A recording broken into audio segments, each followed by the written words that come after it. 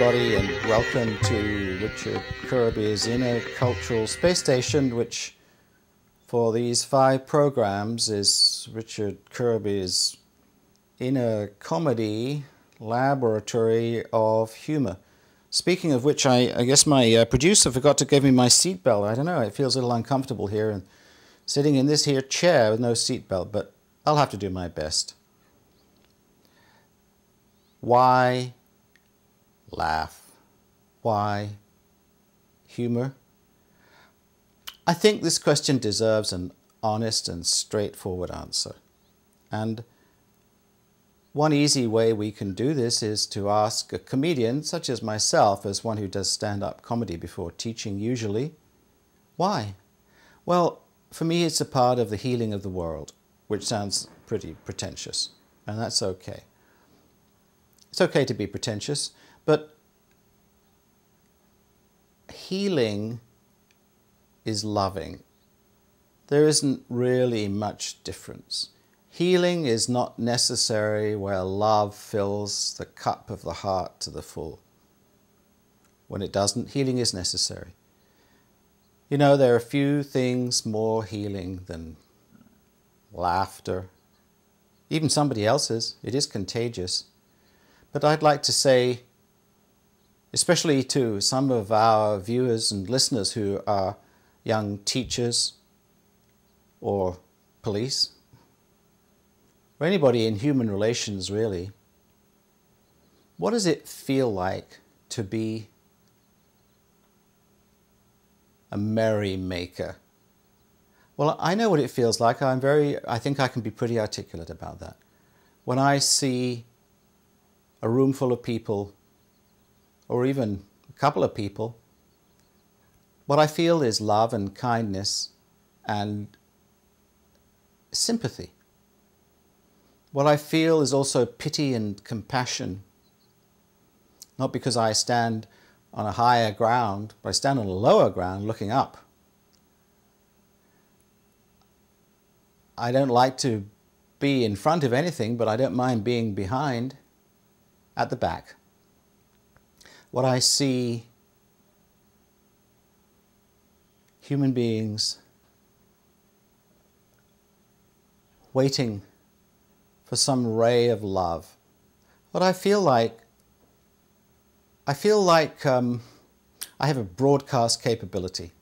I feel like behind me is a wall of onrushing light and love. And if I can make myself translucent, then some of that will get through to the other people.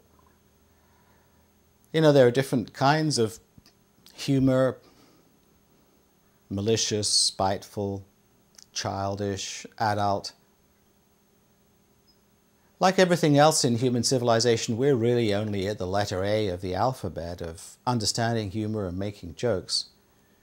But what we can know from what I've said is this: it's possible to imagine a dedicated core of loving humorists,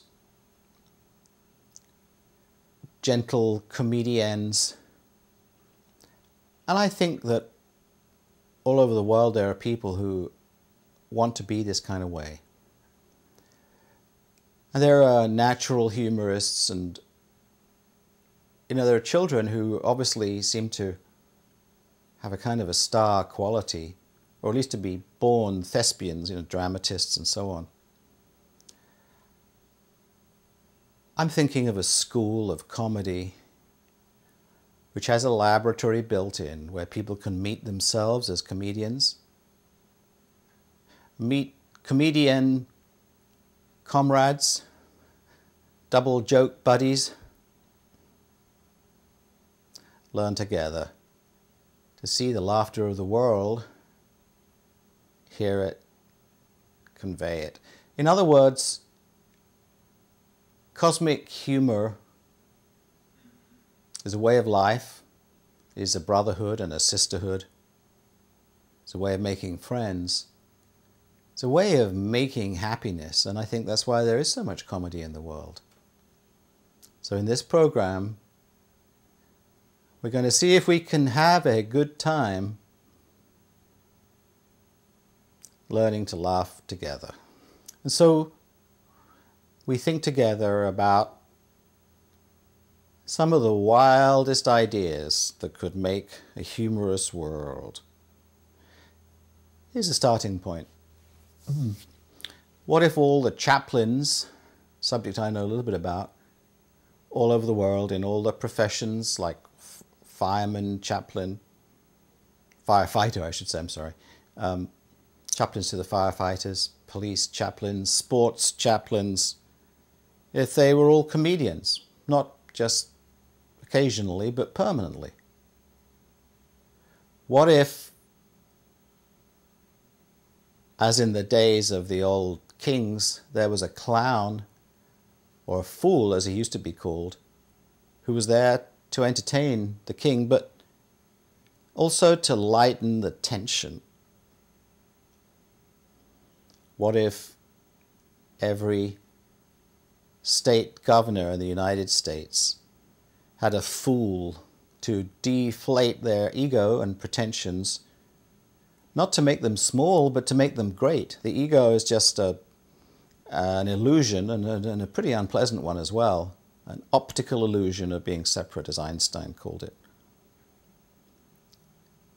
Instead of that, the comedian has a place in society to help people get balance. Now, I'm not talking here about spiteful humor, sarcasm, malice.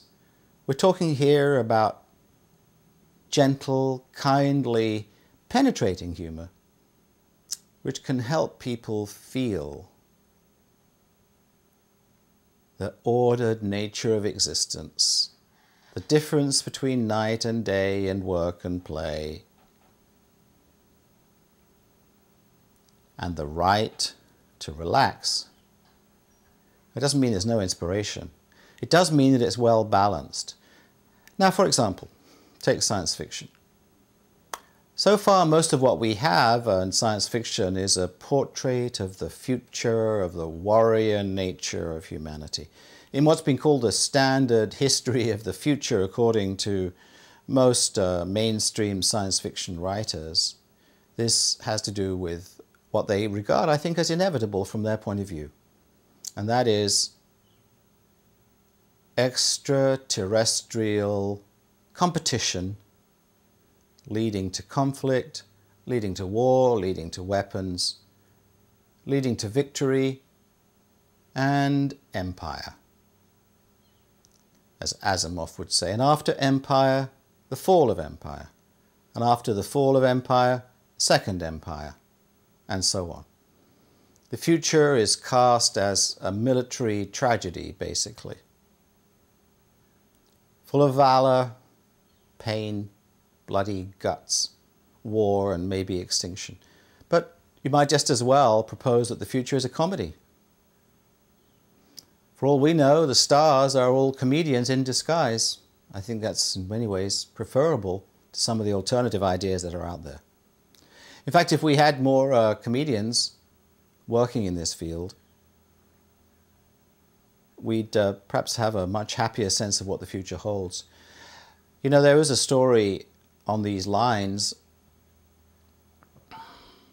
It's called Conjure Wife by Fritz Leiber, or Lieber. I just love this story. It's a story about the discovery of magic in an American university sociology department or something like that. And the denouement is a very interesting one. The protagonist realizes at the end, in a way that I wish I could convey how brilliantly it's done, his great insight. All women are magicians, or I think witches is the word. It's like a revelation of what gender is about.